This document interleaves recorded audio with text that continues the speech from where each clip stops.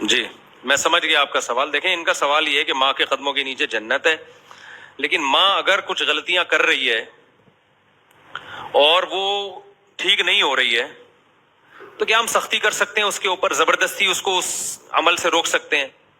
یہی حاصل ہے نا آپ کے سوال کا، یا ہم برداشت ہی کریں گے؟ پہلی بات تو یہ کہ قرآن نے جو ماں باپ کے احترام کا حکم دیا تو یہ مانتے ہوئے کہ اگر وہ غلط ہیں تو بھی.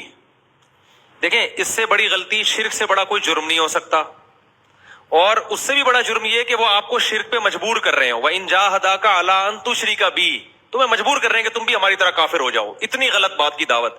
پھر بھی قرآن کہتا ہے صاحبهما فی الدنیا معروفا، پھر بھی ان سے اچھی طرح سے پیش آنا ہے. یہ تو ان حقوق سے تعلق ہے جس کا اللہ کے حقوق سے تعلق. شرک کس کا حق ہے؟ توحید اللہ کا حق ہے نا.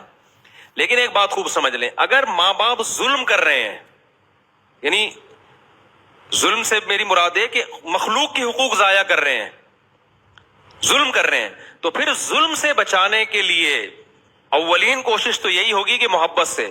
اگر وہ محبت سے باز نہیں آ رہے اور آپ سمجھتے ہو کہ تھوڑا سخت لہجے میں بات کرنے سے وہ مان جائیں گے، تو پھر سخت لہجے میں بات کرنا بھی جائز ہوگا. سمجھ میں آ رہی ہے بات کہ نہیں آ رہی؟ کیونکہ جہاں تک اللہ کے اپنے حقوق کا تعلق ہے وہ تو اللہ خود ہی نہیں مٹ لے گا.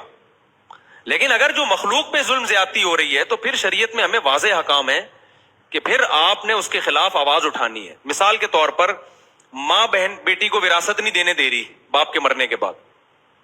اب لڑکی پہ بیٹی پہ ظلم ہو رہا ہے، مائیں بعض مائیں ایسی ہوتی ہیں، تو پھر یہاں آپ کے لیے قانون کا سہارا لینا، کورٹ میں جانا کہ بھئی اب اس کو وراثت ملے گی یا میری وراثت مجھے نہیں مل رہی، تو پھر آپ بہتر تو یہی ہے کہ چھوڑ دیں. نہیں آپ سمجھتے تو آپ کورٹ بھی جا سکتے ہیں اپنا حق لینے کے لیے. بعض دفعہ آپ کی ماں ظلم بہت زیادہ کر رہی ہے بہو کے اوپر، بہت زیادہ واضح طور پہ ظلم کر رہی ہے، اور آپ کو معلوم ہے کہ اگر میں بالکل خاموش رہا تو یہ ظلم کی نوعیت اور زیادہ بڑھ جائے گی. تو اولین کوشش تو یہ ہو کہ بہو کو الگ کر دو ماں سے. اگر آپ کو پتہ چلتا ہے کہ میری ماں ہی اس میں ظالم ہے تو بیوی کو کیا کرو، الگ رکھو ماں سے. پھر ماں رونا دھونا لگائے کہ نہیں میں نہیں رہ سکتی، تو بھئی پھر اس میں آپ پر ماں کی اطاعت لازم نہیں ہے، آپ کو الگ رکھنا پڑے گا، کیونکہ اپنے حقوق کے چکر میں دوسرے کے حقوق کا ضائع نہیں کیا جا سکتا. تو حتی الامکان کوشش کرو زبان نہ چلاؤ. لیکن ایسے موقع پہ اگر جہاں واضح ظلم ہو رہا ہو تو پھر مجبوراً آپ جو ہے نا تیز لہجے میں بات کر سکتے ہیں اس ظلم کو روکنے کے لیے. کیوں بعض دفعہ ایسا ہوتا ہے کہ اگر وہ بالکل چھوٹ دے دی جائے تو وہ ظلم بڑھتا ہے، وہ ماں کے ساتھ بھی زیادتی ہوتی ہے، پھر وہ بہت زیادہ آگے نکل جاتی ہے. تو اس میں پھر گنجائش ہے.